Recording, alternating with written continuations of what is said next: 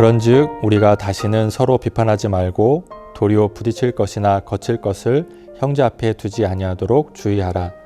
내가 주 예수 안에서 알고 확신하노니 무엇이든지 스스로 속된 것이 없으되 다만 속되게 여기는 그 사람에게는 속되니라. 만일 음식으로 말미암아 내 형제가 근심하게 되면 이는 내가 사랑으로 행하지 아니함이라. 그리스도께서 대신하여 죽으신 형제를 내 음식으로 망하게 하지 말라. 그러므로 너희의 선한 것이 비방을 받지 않게 하라. 하나님의 나라는 먹는 것과 마시는 것이 아니요 오직 성령 안에 있는 의와 평강과 희락이라. 이로써 그리스도를 섬기는 자는 하나님을 기쁘시게 하며 사람에게도 칭찬을 받느니라. 그러므로 우리가 화평의 일과 서로 덕을 세우는 일을 힘쓰나니 음식으로 말미암아 하나님의 사업을 무너지게 하지 말라. 만물이 다 깨끗하되 거리낌으로 먹는 사람에게는 악한 것이라. 고기도 먹지 아니하고 포도주도 마시지 아니하고 무엇이든지 내 형제로 거리끼게 하는 일을 아니함이 아름다우니라. 내게 있는 믿음을 하나님 앞에서 스스로 가지고 있으라. 자기가 옳다 하는 바로 자기를 정죄하지 아니하는 자는 복이 있도다. 의심하고 먹는 자는 정죄되었나니 이는 믿음을 따라하지 아니하였기 때문이라. 믿음을 따라하지 아니하는 것은 다 죄니라. 아멘. 오늘 본문은 어제 말씀에 이어 믿음이 연약한 형제를 위해 어떻게 해야 하는가를 말해줍니다. 바울은 믿음이 강한 자들이 자기의 자유를 절제해야 하고 덕을 세우기 힘써야 한다고 권고하고 있습니다. 오늘 본문을 보면 사도 바울은 먼저 믿음이 강한 성도들에게 이렇게 주의시켰습니다.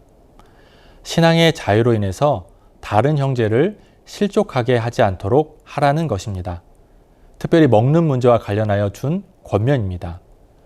5월 28일 주일에 송민호 목사님께서 설교 시간에 잘 말씀해 주셨는데요. 당시 로마는 우상을 섬기는 나라였고 그렇기에 정육점 주인들은 고기를 잡으면 먼저 우상에게 바치고 시장에 내다 팔았습니다. 그러므로 대부분의 고기는 우상에게 바쳐진 제물이었을 가능성이 아주 컸습니다. 그래서 고기를 먹지 않고 채소만 먹는 사람들이 있었던 것이죠. 고기 자체가 부정한 것이 아닙니다. 누구든지 음식을 자유롭게 먹거나 먹지 않을 권리가 있습니다.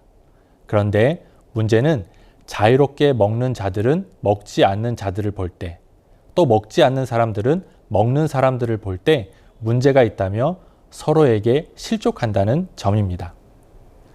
그러므로 바울은 믿음이 강한 성도들에게 자신의 자유로 인해서 형제를 실족하게 하지 않도록 권면하고 있는 것입니다.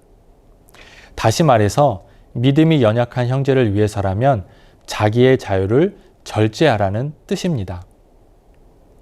그러면서 바울은 그리스도 안에서 화평과 덕을 세우도록 권고하였습니다.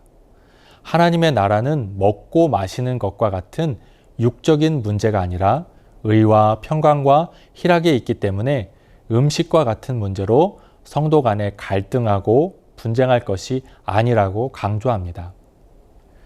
그러면서 온 교회에 화평과 덕을 세우는 일에 힘쓰라고 도전하고 있습니다. 성 어거스틴은 로마서 14장의 내용을 가지고 이런 말을 했습니다. 본질적인 문제에 있어서는 일치를, 비본질적인 문제에 있어서는 자유를, 모든 것에서는 사랑을. 사랑 없이 나만의 자유를 주장한다면 그것은 교회 안에 심각한 문제가 됩니다. 또 성경에서 명확하게 규정하고 있지 않은 문제에 있어서 내 생각과 내 생각이 절대적이라고 주장해서는 안 되는 것입니다. 사랑하는 성도 여러분, 지금 이 시간 오늘의 본문을 통해서 세 가지 교훈을 나누기 원하는데요. 첫 번째입니다. 하나님께서 각자에게 주신 양심의 자유대로 해야 합니다. 하나님께서 내게 주신 양심은 제사 음식을 먹지 말아야 한다는 것입니다. 그런데 만일 제사 음식은 절대 먹지 말아야 한다는 양심을 가진 내가 그것을 먹는다면 그것은 죄가 됩니다. 그 음식을 먹는 죄가 아니라 양심을 어긴 것이 죄가 되는 것입니다. 그런데 양심이라는 것은 내 양심만 있는 것이 아니라 다른 사람의 양심도 있습니다. 그래서 내 양심을 기준으로 해서 다른 사람의 양심을 판단하거나 업신여기지 말아야 합니다. 두 번째입니다. 사도 바울의 가르침은 그렇다면 나와 다른 양심을 가진 사람을 판단하지 말라는 것입니다. 왜 우리가 나와 양심의 생각이 다른 사람을 판단하거나 업신여기지 말아야 합니까? 그 이유는 하나님께서는 나와 양심이 다른 사람도 받아주셨기 때문입니다. 또 예수님께서 그를 위해서 십자가에 죽으셨기 때문입니다. 내가 판단하는 그 사람을 판단하실 수 있는 분은 오직 주님이십니다. 그러므로 다른 사람을 판단하는 것은 월권행위가 되는 것입니다. 물론 얼마든지 교회 안에서 서로 의견이 다를 수 있습니다. 그러나 서로 다름을 인정하는 은혜가 우리 안에 있기를 바라고 나의 생각이 다른 사람을 비판하거나 판단하지 않기를 원합니다. 세 번째입니다. 형제 사랑의 원리입니다. 사실 이것이 제일 중요합니다. 우상의 재물을 먹는 문제에 대해서 사도 바울은 먹어도 된다는 입장이었습니다.